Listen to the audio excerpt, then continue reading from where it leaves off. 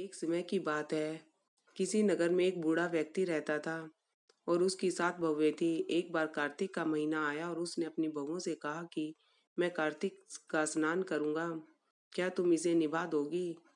7 में से 6 बहुओं ने मना कर दिया, लेकिन बड़ी बहू ने कहा कि मैं निभा दूंगी। बूढ़ा हर रोज सुबह उठता और नदी पर स्नान करके आता। गीली धोती को वह बड़ी बहू के आंगन में सुखा देता। जैसे जैसे उस गीली धोती में से पानी की बूंदें जमीन पर गिरती, वैसे ही वह हीरे मोतियों में बदल जाती। धोती से हीरे मोती गिरते देख बाकी 6 बहुओं से रहा नहीं गया। वे बोली कि हम भी बूढ़े को अपने यहाँ नहाने को बोलते हैं। उन्होंने कहा कि पिताजी, आप कल से हमारे यहाँ कार्तिक नहा लेना। बूढ़े ने कहा ठीक है, मुझे तो नहाना ही है, मैं तुम्हारे यहाँ नहा लूंगा।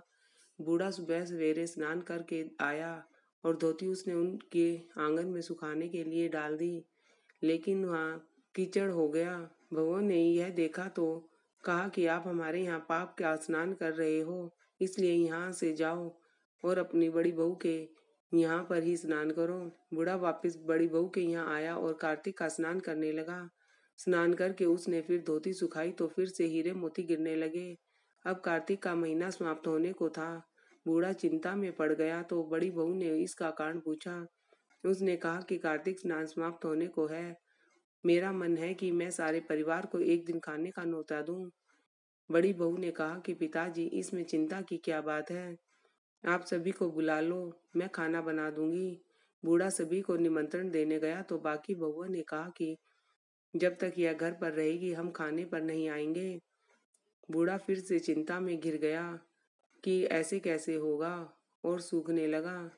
बूढ़े को सूखता देख बूढ़ी बहू ने कहा कि पिताजी, अब आपको किस बात की चिंता है? बूढ़े ने बाकी 6 बहुओं वाली बात बड़ी बहू को बता दी। जिसे सुना वह बोली कि पिताजी ठीक है, मैं खाना बना कर रख जाऊंगी। और उसने वैसा ही किया। खाना बना कर रख दिया और अपने लिए 4 रोटी लेकर खेत पर चली गई। इधर 6 बहुओं ने खाना खा लिया और बाकी खाने में कंकड़ पत्थर डाल गई। बड़ी बहू आएगी तो परेशान होगी। इधर खेत में बैठकर बड़ी बहू कहने लगी कि राम जी की चिड़िया, राम जी का खेत, चुग लो चिड़िया भर भर पेट। मेरे ससुर ने घर में जग दी है और मैंने खेत में। चिड़िया को बाजरा डालकर वह घर आ गई। घर आई तो बूढ़ा फिर उदास बैठा था। उसने फिर पूछा कि वह उदास क्यों बैठे हो, सब ठीक ठाक निपट गया ना?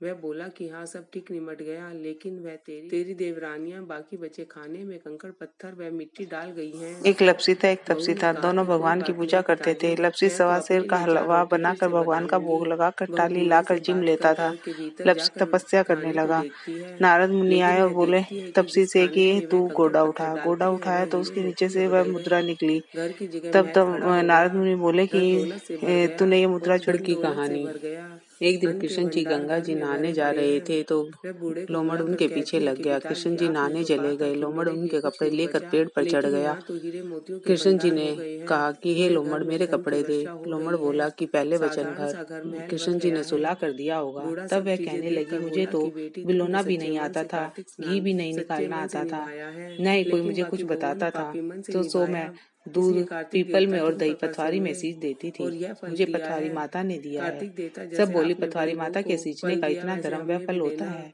कहते अगले साल सुने हम भी उगारा भरने वालों को कार्तिक भी। नहाएंगे और